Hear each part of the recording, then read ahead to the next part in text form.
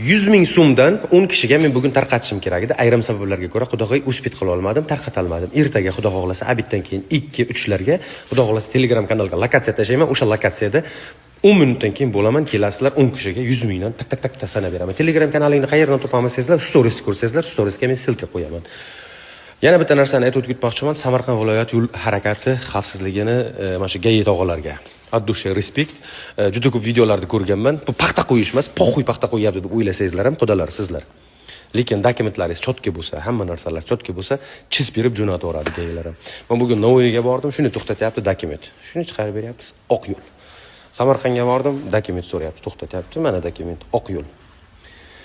Ayrim bir nima deydi, o'zimizda xalqimiz ayrim bir yag'irlar bor, qo'pol qilib aytganda, gaylar bilan so'kishib, tirashib, mojaro qilib o'tadi. Birinchi dokumentni to'g'ri qilish kerak. Gay tog'alar, to'ylar muborak. Bosamiz. Yana o'ylamaysizlar, bu gaylarga paxta qo'yyapti deb. Nihuya. Haqiqatni gapiryapman. Dokumentingiz chotkami, hamma narsa zakonnami? Oq yo'l, ketavering. Dokumentingiz netomi? Qonunga rioya qilmayapsizmi? Qoida buzyapsizmi? Zartallatish kerak.